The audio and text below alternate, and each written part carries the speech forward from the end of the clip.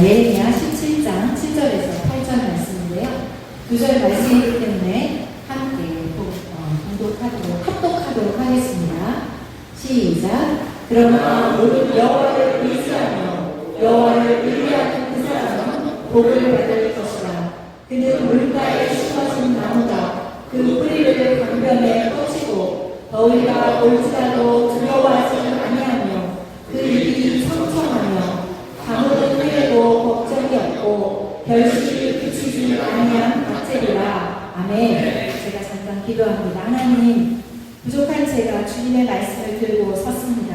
이 시간에 아버지, 주님의 말씀이 우리의 심령 가운데 역사하셔서 성령님께서 각자의 마음 가운데 필요한 대로 깨닫게 하시고 또 이 말씀대로, 깨닫는 말씀대로 살아갈 수 있는 능력을 받는 이 시간 되게 축복하여 주시옵소서. 예수님의 이름으로 기도합니다. 아멘. 야외에 나와서 이렇게 또 다른 곳에 와서 예배를 드리니까 또 기분이 좀 다른 것 같습니다. 또 저번에는 항상 조그만 데서 드리다가 이렇게 또 넓은 곳에서 예배를 드리니까 우리 교인이 좀 더 많아 보여요, 사실은. 네. 이 크기 때문에 몇 명 안 돼서 이게 초라해 보일 것 같은데 오히려 저쪽에서 드릴 때보다 훨씬 더 성도가 많은 것처럼 그렇게 느껴져서 또 감사한 마음이 듭니다. 그런데 오늘 사실 이 예배가 줌으로 되나요? 안 되죠. 왜냐하면 박현수 성도님이 줌으로 들어오신다고 말씀하셨는데 제가 거기까지 생각을 못해서 기도하는 생각이라서 기다리실 것 같은데 우리 사모님이라도 연락을 해주시면 좋겠습니다. 예레미야는 슬라이드를 보시면 예레미야는 기원전 7세기 기원전 7세기 말부터 시작해서 6세기 초까지 남유다에서 활동한 선지자입니다. 이 예레미야는 이제 요시야 왕을 시작으로 해서 마지막 시드기야 왕까지 거의 한 40년 동안 5왕을 거치면서 이제 활동한 선지자인데요. 예레미야 시대의 남유다의 영적 상태는 어떠냐면 바로 이제 남유다의 영적 상태는 이랬습니다. 그들이 하나님을 섬긴다고 말을 하는데 사실 하나님을 섬김과 동시에 바알과 아세라를 같이 섬겼습니다. 그리고 하나님 성전에 나와서 예배는 다 드렸어요. 근데 실제 삶에서의 삶의 예배는 없었어요. 이를테면 살인, 간음, 도둑질, 거짓 이런 것들이 난무하는 시대였습니다. 그리고 정치 지도자들조차도 너무도 부패해서 정의는 사라지고 공의도 사라진 그런 시대였습니다. 그럼과 동시에 또 거짓 선지자들이 나타나서 우리나라는 아무 문제가 없습니다 라고 거짓 평화를 외치는 그런 시대였습니다. 그러니까 이 예레미야는 이런 것들을 보면서 계속 우리가 회개하지 않으면 하나님께서 이 남유다를 치실 것입니다. 징계할 것입니다 라고 계속 메시지를 회개의 메시지를 선포합니다.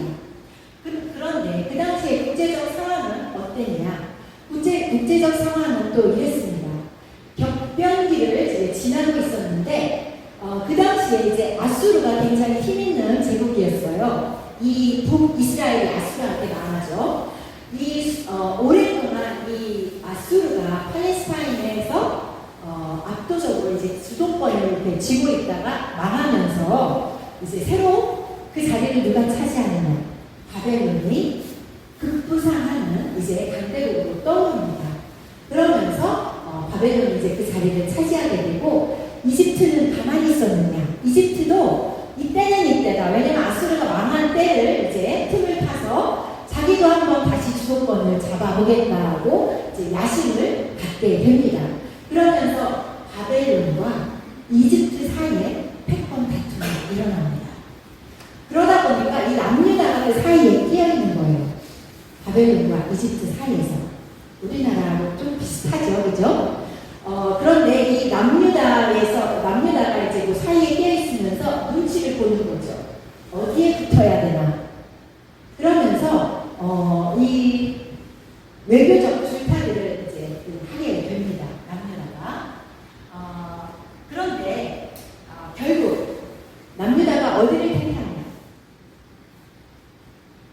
이 애굽을 택합니다. 그러니까 애굽을 택한 이유는 현실적으로 현명한 선택처럼 보였어요. 왜냐하면 그 당시에 애굽이 군사력도 강했고 정치적 영향력도 있었고 힘도 있었습니다. 그리고 예전에 한번 애굽이 남유다를 도운 적이 있었어요. 그러니까 문화도 비슷했고 그래서 이제 남유다가 애굽에 딱 붙습니다. 동맹을 맺죠. 그런데 문제가 있었습니다. 문제는 뭐냐면 이제 다음 슬라이드로 넘어가시면 하나님이 그 동맹을 원하시지 않는다는 거였어요. 그러니까 동맹이 나쁜 건 아니죠. 우리가 정치하다 보면 때로 필요할 때 동맹을 맺을 수 있습니다. 그런데 하나님이 그 동맹을 원하지 않으셨어요. 왜냐하면 하나님은 예레미야를 통해서 계속 말씀하십니다. 너희는 바벨론에게 항복해라. 근데 언뜻 들으면 이해가 되지 않죠. 아니, 우리나라가 지금 위태한데 그냥 패배주의에 빠져서 그냥 항복하라고 하시는 그 말씀이 이해가 안 되죠. 그런데 그 말씀에는 더 깊은 하나님의 뜻이 있었습니다. 그게 뭐냐면 하나님께서 이 바벨론을 통해서 이스라엘을 치시기로 작정하고 계셨어요. 왜냐하면 이스라엘 남유다가 너무 타락했기 때문에. 그래서 바벨론은 하나님이 쓰시는 징계의 도구였습니다. 그러니까 하나님께서 항복하라고 말씀하시는 것은 너희들 내가 징계할 텐데 그 징계를 받아들여. 그런 말씀이세요. 그리고 회개하고 돌이켜 라고 말씀하시는 것입니다. 그러니까 예레미야에게 말씀하셨던 예레미야를 통해서 말했던 그 항복은 어떻게 보면 바벨론 제국에 굴복하는 것이 아니라 하나님 앞에 항복하라는 하나님의 메시지였습니다. 그런데 이스라엘 백성들이 이 말을 듣고 어떻게 했을까요? 반응이 어땠을까요? 여러분 같으면 어땠을 것 같습니까? 분노합니다. 그 남유다의 지도자들과 백성들이 너는 나라를 팔아먹는 매국노야 라고 예레미야를 핍박하기 시작합니다.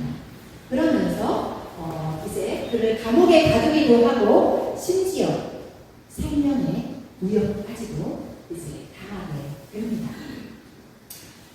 그러면 이제 애국과 동맹을 맺었던 이 남유다는 어땠을까요? 잘 됐을까요?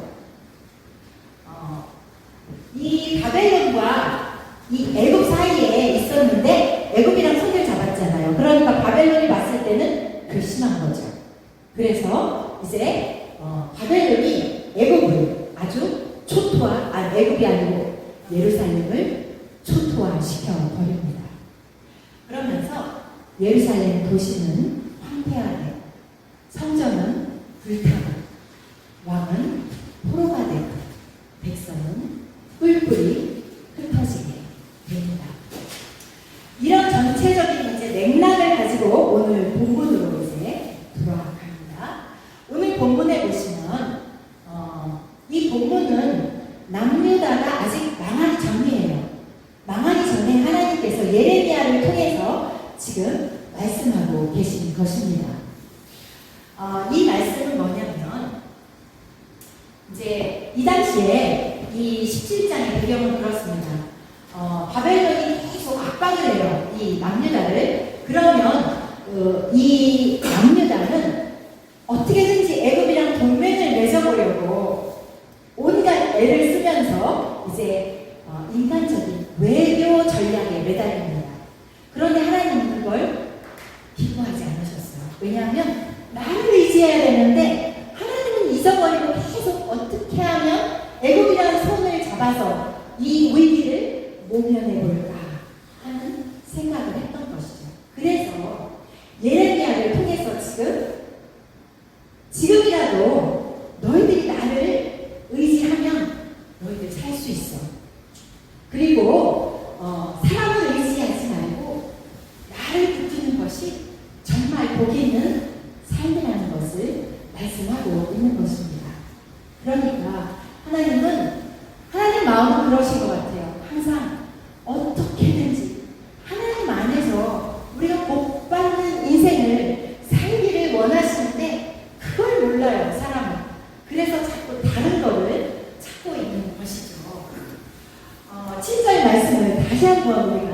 같이 읽어보도록 하겠습니다.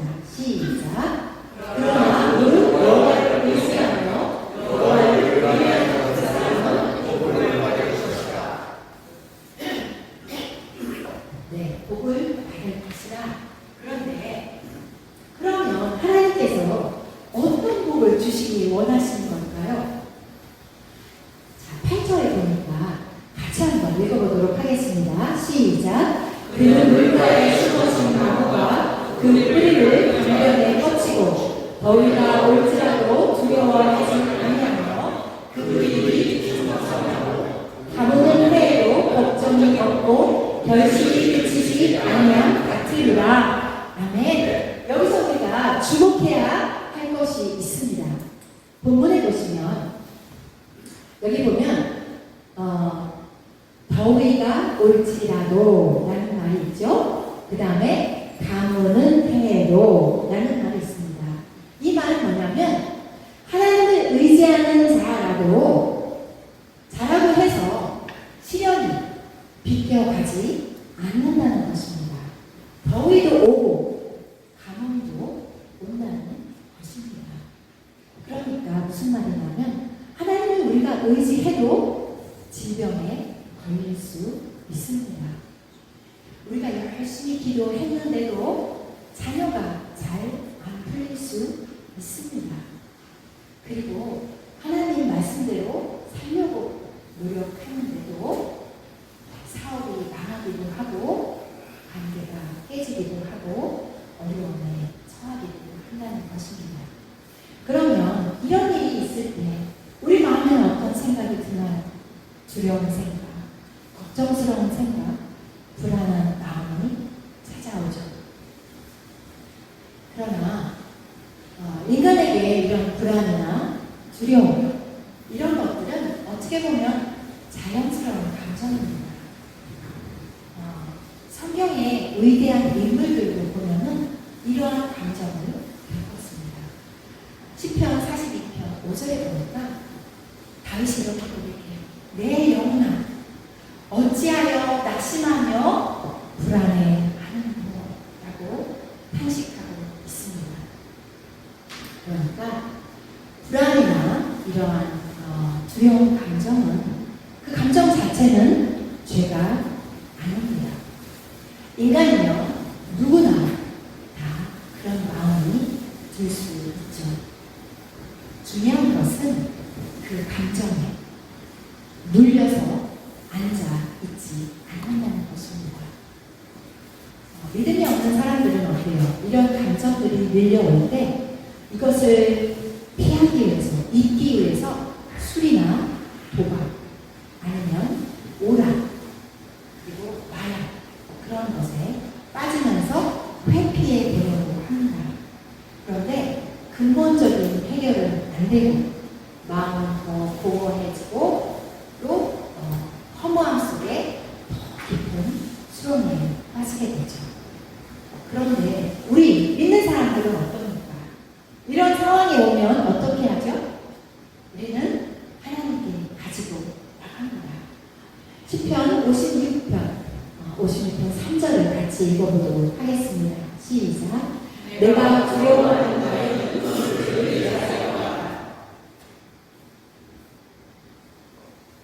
내가 두려워하는 날, 두려움이 올 때 뭘 해야 된다고요? 하나님을 의지해야 된다고 말씀합니다. 다른 것으로 피하려고, 다른 것으로 해결하려고 하지 말라는 말씀입니다. 그러면 빌립보서 4장 6절, 7절 한번 같이 읽어보도록 하겠습니다. 시작. 아무것도 염려하지 말고 다만 모든 일에 기도와 간구로 너희의 구할 것을 감사함으로 하나님께 아뢰라. 그리하면 모든 지자에 뛰어난 하나님의 평강이 그리스도 예수 안에서 너희의 마음과 생각을 지키시리라. 아멘. 그러니까 믿음이 있다고 해서 염려가 없는 것이 아니에요. 염려가 밀려올 때 그 감정을 하나님께 가지고 나가는 것, 맡겨 솔직하게 내어 드리는 것, 바로 그것이 믿음입니다.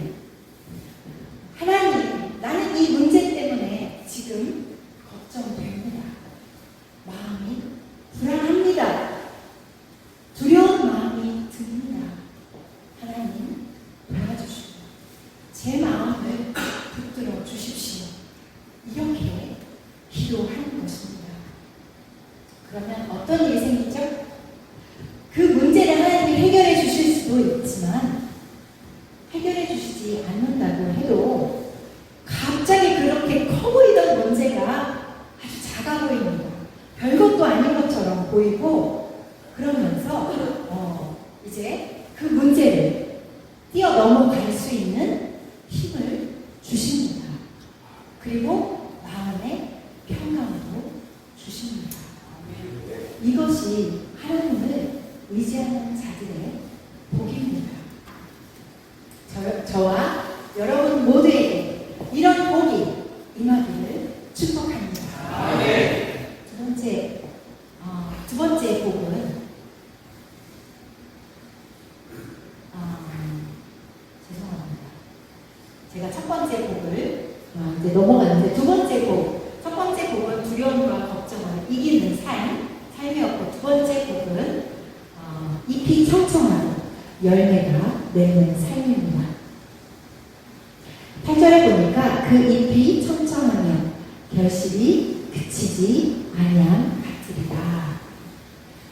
여러분, 요즘 나무들 보면 어때요? 너무 이쁘죠? 겨울 내내 이렇게 앙상했던 가지들이 어느 날 갑자기 보니까 이제는 연두빛 싱그러운 잎들로 이제 가득해졌습니다.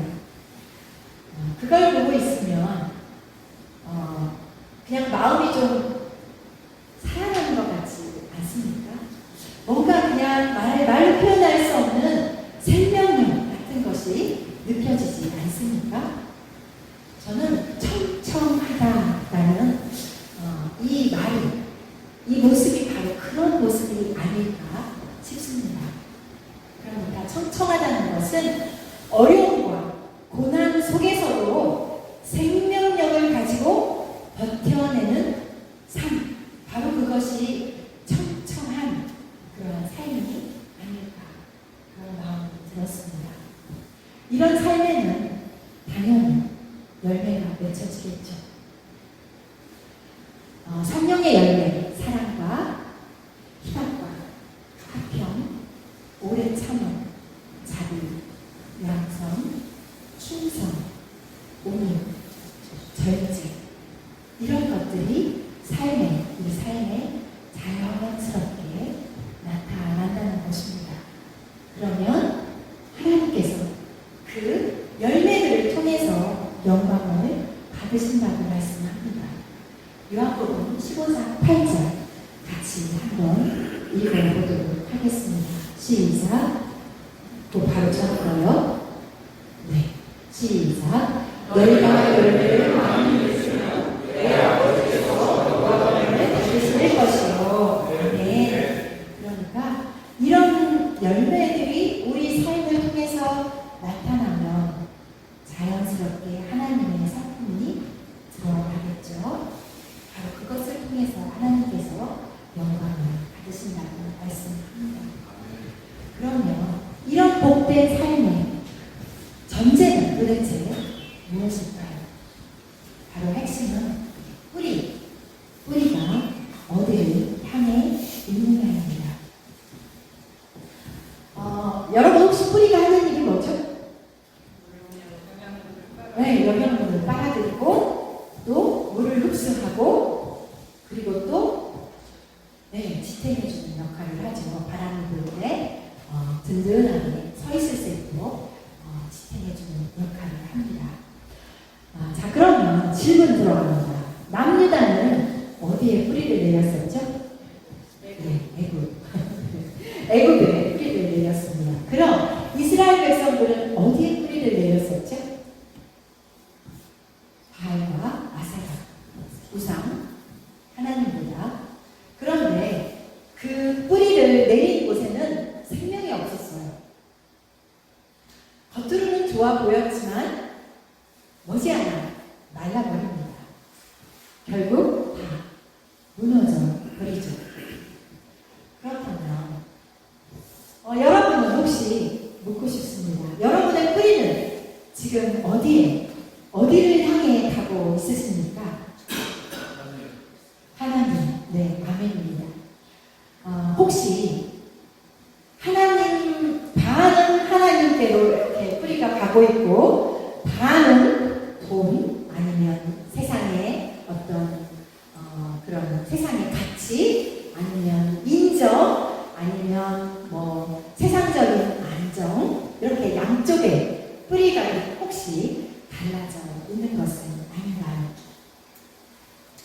그러면 우리는 뿌리를 어디에 내려야 합니까? 바로 예수 그리스도입니다. 요한복음 15장 5절 같이 한번 읽어볼까요? 네, 바로 전 거요. 같이 읽어보도록 하겠습니다. 시작. 나는 포도나무요, 너희는 가지라. 그가 내 안에, 내가 그 안에 거하면 사람이 열매를 많이 맺나니 나를 떠나서는 너희가 아무것도 할 수 없습니다. 네. 여기 보니까 어떤 자가 열매를 맺는다고 말씀하죠? 어떤 자죠?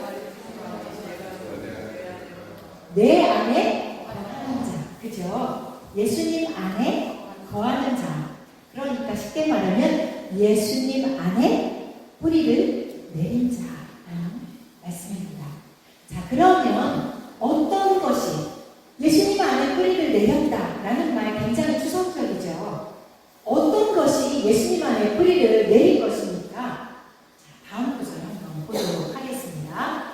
요한복음 15장 10절 같이 한번 읽어보도록 하겠습니다. 시작. 내 계명을 지키면 내가 아버지의 계명을 지켜 그의 사랑 안에 거하는 것 같이 너희도 내 사랑 안에 거하리라. 아멘. 누가 예수님 안에 거한다고요? 내 계명을 지키는 자. 그러니까 내 계명은 뭐죠? 예수님의 말씀이죠. 예수님의 말씀의 핵심은 산상수훈이죠. 그러니까 예수님의 예수님의 말씀 안에 거한다는 것은 나는 주님을 믿습니다 라는 고백을 의미하는 것이 아닙니다.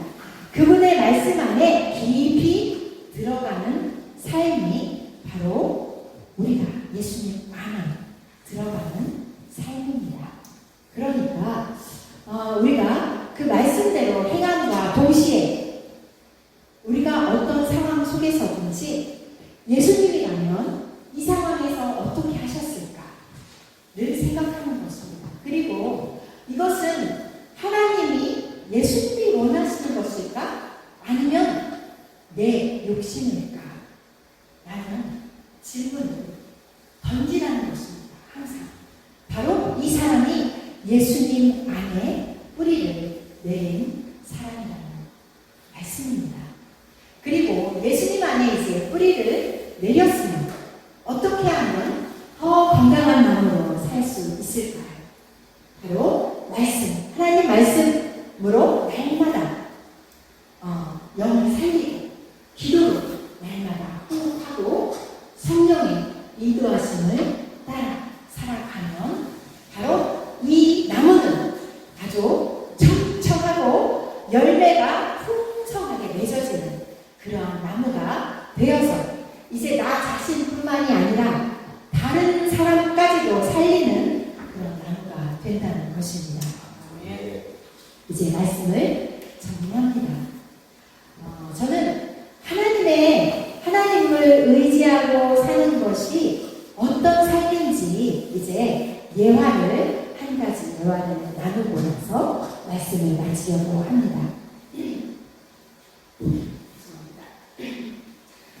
미국 하버드대 교수였던 헨리 나우엔이라는 사람이 있습니다.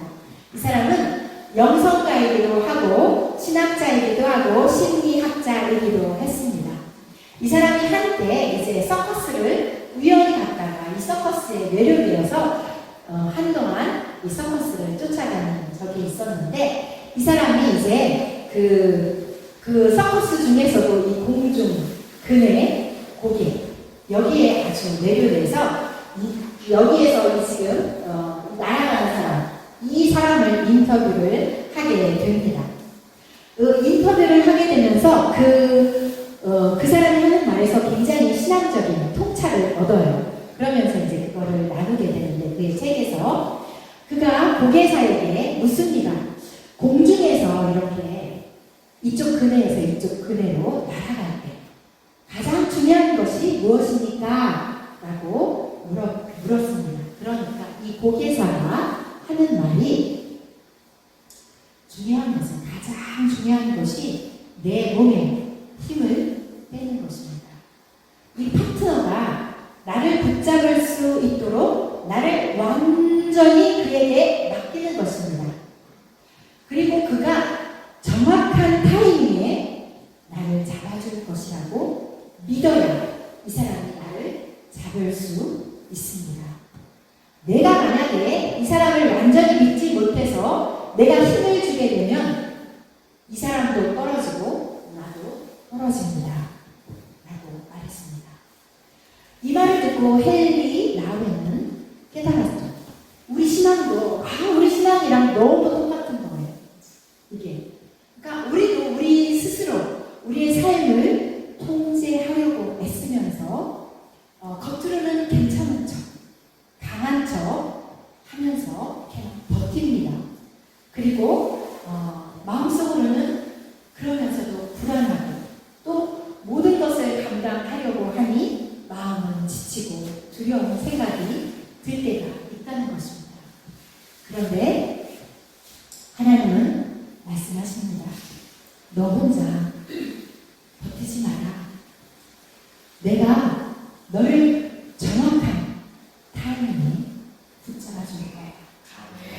그러니까 모든 걸 나한테 다 맡겨라.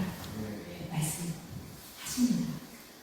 사랑하는 여러분, 우리의 삶은 어떻게 보면 공중에 떠있는 것처럼 때로 불안하고 두려운 마음이 들 때가 있습니다. 그렇다면 기억하십시오.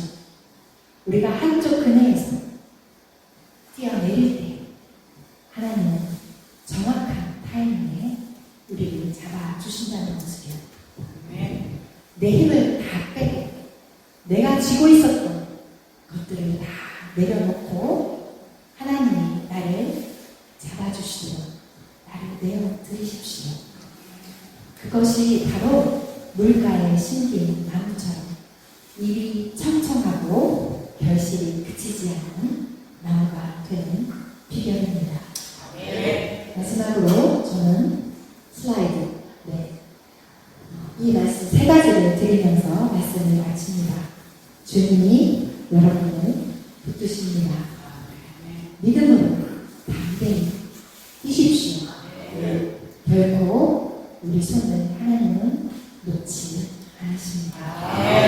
기도하겠습니다. 하나님, 우리는 때로 불확실성 가운데 살고 있기 때문에 두려운 마음이 들기도 하고 불안한 마음이 들기도 하고 걱정과 염려가 있기도 합니다. 하지만 우리가 그래도 평안 가운데 갈 수 있는 것은 주님께서 우리를 붙들고 계시고 정확한 타이밍에 우리를 다시 들어 올리신다는 것을 알기 때문입니다.